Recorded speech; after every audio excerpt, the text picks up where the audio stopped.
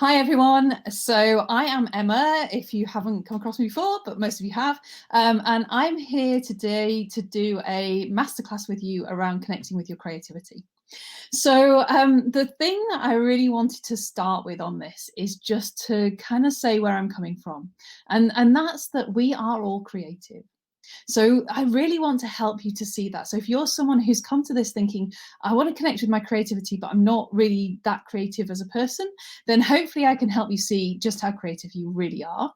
And if you're coming to it just wanting some ideas and tips, then hopefully I can help to introduce you to some ideas and some different ways of connecting with your creativity and connecting with it authentically so that it's something that comes through from you rather than feeling like it's something that you have to force. So if you're listening live, then I would really love any comments, any questions. Please do put them in the comments and let them come through. I will pick them up in groups because it takes a little bit of time for them to come through. If you'd like me to see your name, we're on StreamYard to stream this through. And so if you'd like me to see your name, you need to give StreamYard permission to do that. If you're watching on replay, then please do add questions, add comments, because I'll be coming back to this and I'll be looking through and I will be keep on coming back and checking what you say and what you ask. So, and I love to have some conversations around this. So let me start. Let me tell you about where I'm coming from with this. Let me tell you about creativity. So I've started off by saying we're all creative. Now, where does that come from for me? Where have I seen that this is true? Well, we are in every time that we create a thought, that is the basic level. We are thinking all the time, and every thought that we create is a creation. So we are creating all the time. And if you go back to when we were kids, when we were new to this world, we were constantly experiencing things and creating things and doing things. So that creativity was there within us when we were born. Now, what's tended to happen as we get older is that we create habitual patterns of thinking. We create habits of the way that we do things.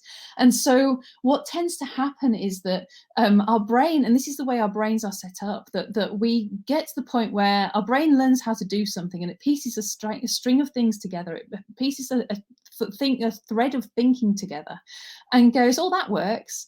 And it kind of packages it up and creates a habit. And that makes it easier for us. It means that we have to spend less time thinking about things. And in particular, if you think about breathing, you don't want to think about how to breathe all the time or how to walk exactly all the time, what muscles to use or anything like that. We figured that out when we were young, and then we packaged it up and just went, well, that's the walking command. That's the driving command if you can drive. All of these things get packaged up. But the problem with that, while that's really useful, the problem with that is that it stops us from being creative. It kind of puts a structure around it about how we should do things to minimize the amount of energy we use, but it stops new ideas coming through. So one of the things that I want to help you to do in this masterclass is just to unpick some of that and introduce you to some ideas that can start to remove some of those habitual thinking patterns. So that's really what I want to do. I'm going to share as we go through over the next half an hour or so, really about sort of 6 different ideas that for you to take away. And I'd really like you to go away and just play with them, see what you think about them, see how they help you. I'm not saying that these are the way to do it. What I'm kind of coming up with is some ideas that have come through to me and have helped me. And hopefully if you can go away and play with them and you'll find that they help you, sometimes maybe more than others, but they're just sort of things for you to play with and get curious about. So the first thing, and just to reiterate, because a couple of more people have dropped on, so if you're listening to this live and you have any questions or any comments as you go along, please do drop them in the comments box. I will pick them up and I'll deal with questions in groups. And I'd love to hear from you. I'd love to hear what you get from this. So the first thing I want to get into, and I talk about this quite a bit, is just specifically thinking about creativity, about noticing your state of mind. And what do I mean by that? Well, what does a creative state of mind feel like to you? What does it feel like? What happens when you're at your most creative? So I'd really encourage you just to take a moment to think now and think about a time when you've been creative, when ideas have just flowed, when you've got those kind of aha moments coming through. What's it felt like for you? What's happened? And what's been going on? Now, the chances are that one of the things that will have been in play is that you'll have been in a place where your thoughts have settled, your mind has settled, that you're not feeling pressured or to do something, but you've sort of stepped back and you've relaxed.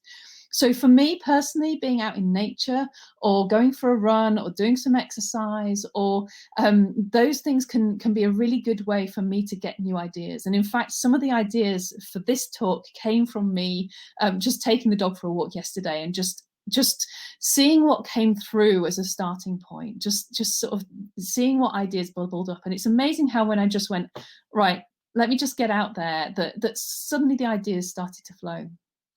But another time when things people often say that they start to feel creative is when they're on holiday. It's amazing how sometimes we can go on holiday and we might have been super busy at work, struggling with a problem, struggling with something happening, and not sure what to do. And then it's when we're away, that's when the ideas start popping and we kind of go, oh, well, if I'd have thought of that, then I could do this and I could do that. And suddenly all these things start coming through. And I was talking to someone yesterday who was talk about how they used to need to have a notebook when they were on leave and when they were on holiday, just so they could get those ideas and they kind of then they'd run with them and it would be an amazing time. But it's noticing that it's when you're feeling relaxed, when your mind's settled, maybe it's when you're in the shower or in the bath. The eureka moment from Archimedes is kind of there as part of it. That's where it's come from. That relaxation and just allowing your thoughts to settle. So noticing your state of mind is really interesting when we look at creativity. And when the other way to look at it and the other way to notice this is to sort of think about, well, what happens to stop our creativity? When are we least creative? And there seeing that when we're under pressure, when we're having judgment put upon us, when people we think we might be criticized for what we're going to do, or we just have to deliver something now. We were expecting ourselves, we're putting pressure on ourselves to do something. That tends to be when we're least creative. And it's one of those things where we're kind of struggling to come up with something. We know the idea is there and it just doesn't come out. Now that can be really, really, really put pressure on us and stop us from being creative.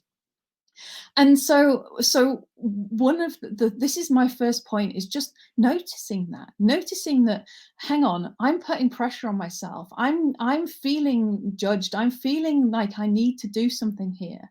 And so I'm not going to be very creative in this place. It's not the best conditions for creativity.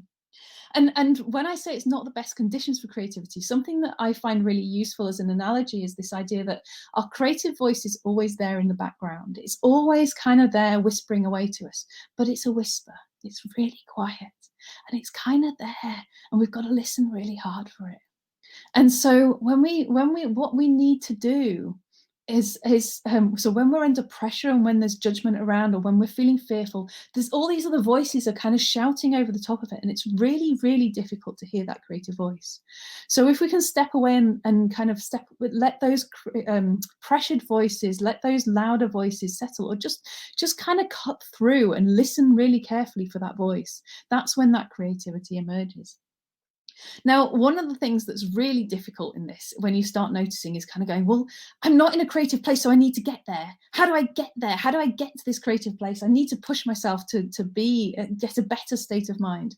And that doesn't work either, because you're putting pressure on yourself. You're coming through with these pressured ideas and states of mind and things that are coming, are pushing you away from being in that stable kind of grounded place. So the best thing you can do if you notice that you're in a state of mind which is more pressured is just to step away from it and step away. And it's amazing how quickly your creativity comes back through when you do that. So that would be my first tip for releasing your creativity and getting more creative. Second thing to move on to, so connecting with the big picture.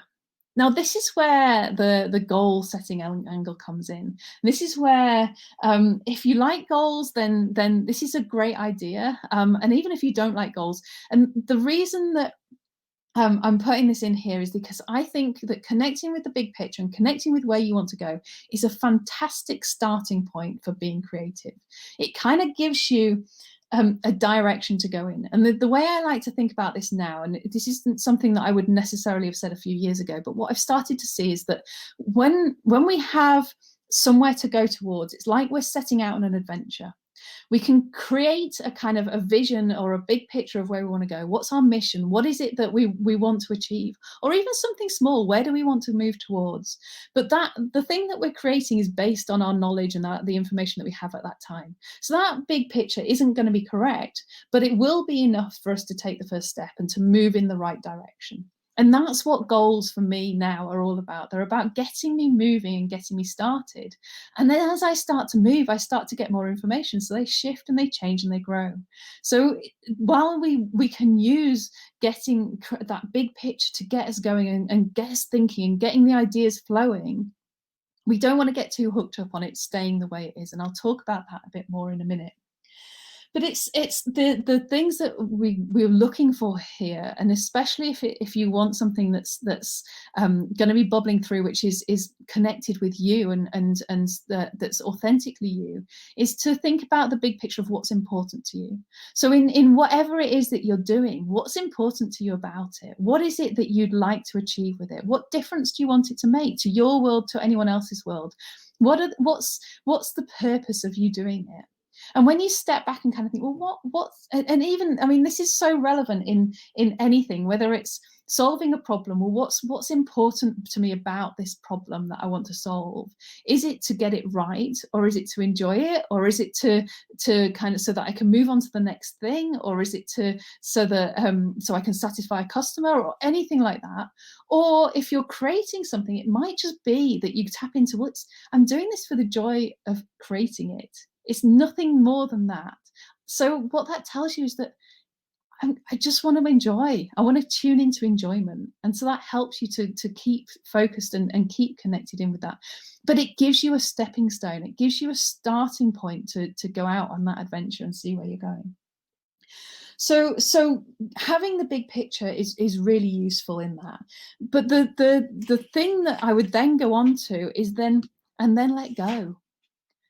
Let go of going towards that. So you've taken that first step, you're starting to get moving, and then start just stop trying to get there.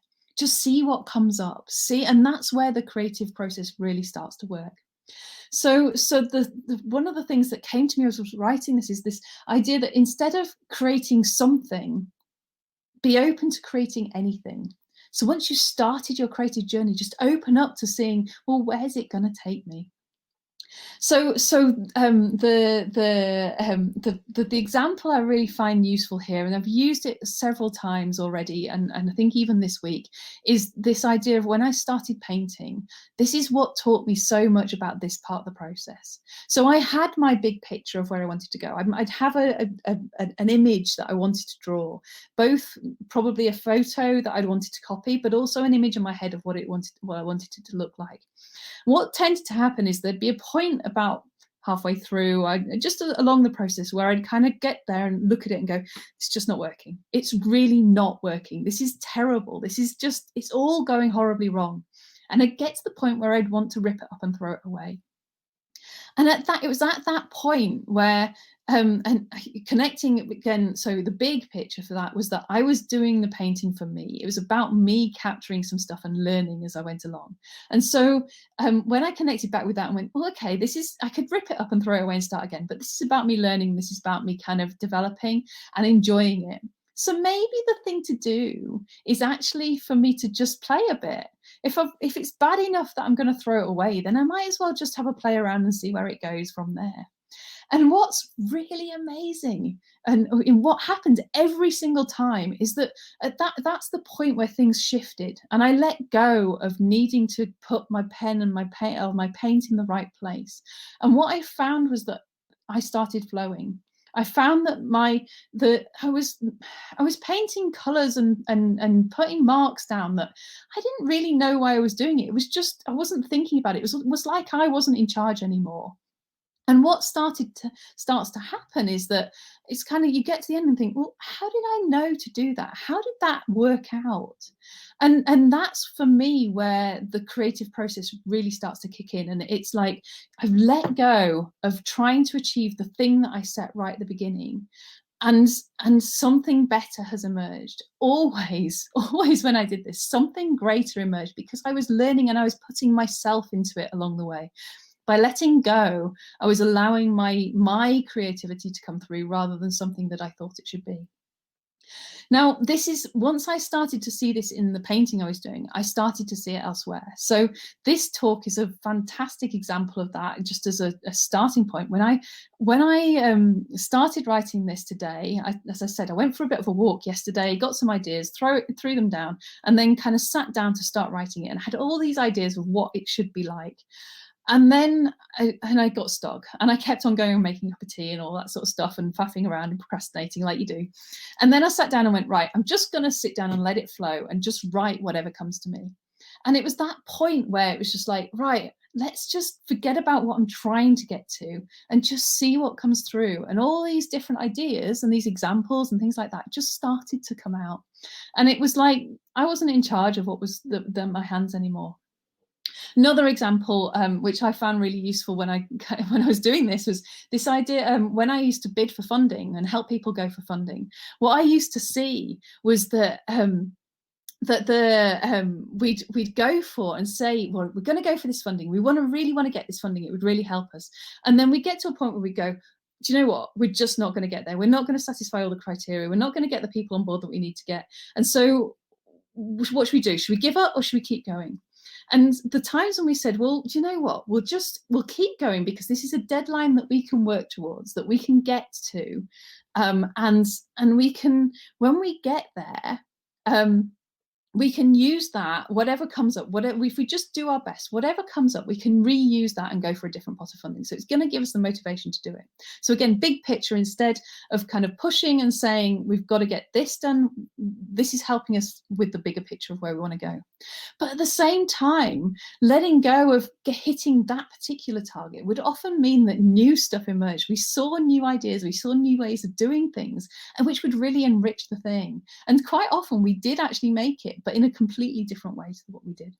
So for me, letting go of the outcome just opens us up to kind of so many new ideas. So I thank you for the comments. So someone's just commented here. Sorry, I can't see your name because StreamYard's hiding it from me. But letting go and having fun allows the creativity, fear, and second guessing holds the creativity. So yeah, absolutely. It just allows things to flow, and it's like we're kind of opening the sluice gate of ideas just starting to come through. It's like we stop halting them with our thinking, and they start to flow through. And that sluice gate that's there is our fear and our second guessing and worrying about what people might think. So thank you. If anyone else has got any other comments they want to put in, please do put them in, and please tell me what you're hearing in this, because I love to hear. And it helps me kind of respond and make sure this is relevant to you too. So, okay, so the next thing that I'd like to say is you've kind of, your state of mind is in a good place. You've connected with the big picture, what you want, and then you let go. Now, this is where the ideas start flowing. And I found this idea, this thing really, really beneficial for me having more ideas. And it's the idea that you don't have to act on every idea that comes through. Now, I used to think that when I had an idea, these ideas were so precious that I had to hold on to it and I had to make sure it happened. And so I couldn't, I kind of was almost stopping myself from having new ideas until I'd put the first one into place. But that's kind of like it's like we're becoming protective of ideas. It's like we're feeling that there's a lack of ideas there. And what I'm saying is there is no lack of ideas. When we get creative, there's all sorts of things start coming through. Some of those ideas, they will help you, they will move you, and they'll nudge you, and probably all of them are nudging you in some way, shape or form. But then their purpose isn't necessarily for you to go and put them into full action and to make them happen. It might be that the ideas that come through will take you a little way, and then you'll get another one and it'll take you in a different tangent. But if you hadn't followed that first one, you would never have got there in the first place. So I'm kind of going along this letting go idea, but it's just the freedom of kind of going, oh, that's a cool idea. Oh, I wonder what would happen if I went with that. And it gives you the opportunity to just explore it and play with it a bit and have some fun with it. And then a new one comes along and you can get caught up in that too. And that's absolutely okay. That's where we're going with creativity. If we want to be more creative, we just have to have fun with those ideas. Now, so one of the things that tends to happen with this is that some of the ideas will disappear. Some of the ideas you lose, and sometimes you can get frustrated and think, oh, I had a really good idea and I shouldn't have written it down or whatever it is, and I've lost it. But more often than not, what I've found when I've gone through this is, or since I've started seeing this, is that the good ideas and the ones that are useful come back. And my example for this is that, so for this group, the Authentic Tech Leaders group, this is an idea that if I go back to February last year, that's the point where I'd been thinking about something, wanting to do some sort of program or something back then, well before then. And what came through to me was this aha moment of, oh, authenticity and leadership. I think I'd really like to do something around that. And then the tech element came in as well. But that was February. And I just, it hit me as an idea. And then I put it to bed because I didn't know what to do with it.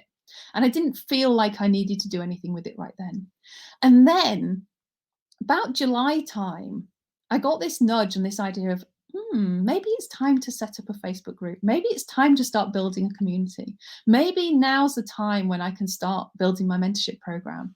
And that idea of Authentic Tech Leaders was still there in the background, and it nudged me again and went, that's the area, that feels right now, that sounds right now.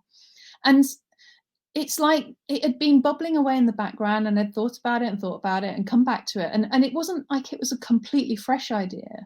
But what I got at that point was, now's the time. Now's the time to kind of put it into place. And that's just something that I've started to see more and more, that when I don't get so caught up on putting my ideas into action immediately and when I have them, but just sort of recognizing them, going, oh, I like that. Let's play with it a bit. Maybe I'll park it a bit. What I found is things naturally flow a lot more and start to come through. So that I found that really useful. And the other thing that does is that it means for me, I get less hooked up on these ideas working because I know there's going to be other ideas coming along. So another example that's relevant to the group is that you've seen me trying and playing with a few things. So the drop-in coaching sessions, the networking stuff, I've put some ideas out there and I'm trying them. And sometimes they'll work and sometimes they won't, but I won't know unless I try and unless I give them a go. So I'm quite happy just to put it there, see what happens, see if people like it. If they don't like it, then I stop doing it and another idea will come along. And it's again, it's about letting go of, what do I want to happen? I don't know what's going to happen there, but I'm happy to try it out, see, and keep connecting to that big picture of, what do I want to do? I want to build a community. So let me keep on generating ideas around that and trying things out and seeing what happens. So not having to act on your ideas, I find really, really powerful around creativity, because it releases way more ideas to come through. So the next thing that I'd like to move on to is this idea of, okay, you've got your idea, you've got an idea bubbling up, you're being creative. How can you be even more creative with that? Well, you can get out there and get other people's perspectives on it. You can get out there and start talking to people about it. You can get out there and share with others what's coming through to you. So, and what often comes from this is that they bring their own perspectives and give you a nudge, and that can kind of lead to different ideas and different ways of doing things. And it can spin off all sorts of, it is not necessarily about making the idea happen, but you sharing your idea can lead to them saying something, which then spins off another idea. So this is boosting creativity. But the other thing that can happen is that it can lead to collaborations. It can mean that you connect with someone over an idea and you come up with something better together. And that is just a lovely way of kind of, you find a way of creating together, which brings both of your perspectives, both of your worlds, both of your things there. And it's a great way of kind of just boosting those ideas and those, like, creativity. Now, while I'm saying this, then one of the things that I know that people get worried about when they're kind of hooked on kind of ideas being important and owning their ideas is that protectiveness about, well, someone might steal it. What happens if someone share my idea with someone and they take it and they steal it and they put it into practice themselves? Now, there's a couple of things I'd like to say around this. One is that, yeah, they might steal it. But then you'll get another idea. That's what I've just been saying. There's all ideas are flowing all the time. Ideas aren't necessarily here the things that we need to hold on to. Ideas are the things that the ideas are the things that just they keep on flowing. And so the value is in you getting out there and doing something with it. So then the next thing that comes through though is that, well, okay, if someone takes it and they put it into practice, what tends to happen is that they put their flavor on it. They do it in their way. And especially if they're doing it and they've stolen it from you in the sense that they're just going off and doing it themselves, then they will put their own flavor on it and you will put your flavor on it. And their flavor will appeal to people that want to work with them and want to do stuff with them. And your flavor will appeal to the people that connect with you. Now, this is, I find, a really, it's something that it took me quite a while to see. And I'm going to go back again to my painting experience to illustrate the way that I've started to see this work. And that's that we're very often in the classes that I've done, we've started with the same picture as a starting point. We've all started drawing from the same reference. And then what's happened is that all of us have created something quite different. The actual image that we come out is our own painting style. It's our own thing that we're seeing within that. And that's what's coming through. That's the thing that has really kind of, that means that one painting is never the same as the other. And the other thing that then tends to happen, because we all share and we all comment, is that some of the things that I see and I like, other people and kind of think, wow, that's amazing. Other people don't seem to be too bothered about. But some of the things that I think, not really sure about that, people are saying they absolutely love it. And what that's taught me is how many different perspectives there are that people have, and how many different kind of ideas of what's good there is. And there's not a right and wrong about this, but each person has brought their flavor to it and gone and put it into the world. And it's appealed to some more than it has with others. And this isn't just true in art. Art's a great way of seeing this, but when we start to look around, we see that different people have implemented different things in software, in tech, which email facility you use, which social media site you use. People are drawn to different things, and while they might sound like the same idea, there's subtleties in the way that different people have implemented them. And so when that's really core, I think, about if you start to feel protective about a particular idea and something that you're doing, then it brings back to that state of mind. It means that you start to feel fearful, you start to feel less open, and you start to feel pressured, and so you shut down and you get less ideas. If you can open up to kind of connecting with other people and talking to other people, then what happens is that more ideas will flow. And I think that my point here is as well that I'm talking about how to be more creative. I'm not talking about how to make more money. I'm not talking about that side of things. So if you're in it to make money, then maybe you take a different approach. But if you're in it to be more creative, then more perspectives is always going to work. So I've got a couple of comments coming through. So Alison, thank you. So collaboration is something I'm experiencing right now. Meeting models from all the world, and we're coming up with ways to meet and create new sessions together. It's been a lot of fun, but I had to find the courage to go and meet them and be willing to share what I do. And absolutely putting yourself up there and sharing what you do and seeing what comes as a result of that. It's that first thing of putting yourself out there, and then when you start to share and you see that creativity coming through, it can be amazing. And thank you to the other person saying that they're really happy to be watching this live. Really good to have you on it as well. So my final thing that I want to say to you, because we're just coming up to the end of the 30 minutes. So the final thing I'd like to say as a tip is, while I've been sharing kind of all these some different things, some different approaches to help you be more creative, the thing that's being that really kind of underpins it for me is being curious. So all of these things could help you, but they're going to help you most if you have a go with them and see what happens, if you have a play with them and see what happens. So if for example, that you're feeling, well, if you're feeling creative, notice what that feels like. Start with that. Notice what's happening for you. But if you're not feeling creative, this is where you can learn the most. This is where you can find out the most about what's going on for you. So, and so often we get caught up in, well, I need to be more creative, I need to get myself there. But just stopping and stepping back and going, well, what's going on for me? I'm hitting a brick wall. And this is where the playfulness comes in. So we often say, well, I'm hitting a brick wall with this. I just don't see any new ideas coming through. Well, okay, so let's imagine there's a brick wall there, and let's play with it. How could you blast through that brick wall? How could you get over it? How you could get around it? Maybe you could dig under it. And just starting to play with the analogies that are coming up can kind of then go, okay, well, what's really going on here? And it can unhook your brain so that those ideas start coming through. It's like it's a distraction. Instead of thinking about the problem, suddenly you're thinking about something completely different, and your brain starts working in the background. So really being playful and having some fun can unlock your creativity, and being curious and just noticing, and rather than kind of putting pressure on yourself and blocking yourself, just kind of going, oh, okay, I wonder what's going on here. Now, this is something that has come up quite a lot in my mentorship program, that apparently I know Julie sort of says hashtag be curious is something I say a lot.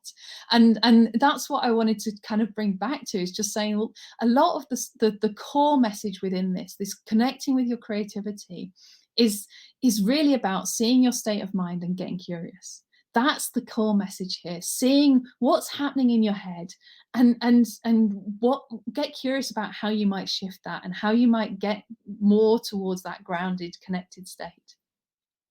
So hopefully, I mean, that's something that I share within my program in kind of all sorts of different ways, and it kind of underpins all of the things that we do. So if that's of interest, and this is something that you'd like to explore more, then please do DM me, and I'm happy to kind of talk to you more about the program itself. But the main thing that I wanted to come back to now is just to finish off and just to bring this all to a close. Is just saying, okay, so we're at the time of year when it's nearly New Year, and we start to get drawn towards setting New Year's resolutions. And if you do, then this can really help you. So being creative with your New Year's resolutions, hopefully this can give you some inspiration to allow some new stuff to come through, some new ideas to come through of what you might want to do this next year. And hopefully it will help you to kind of allow those ideas that come through as something that's more authentic, and something that's more true to you.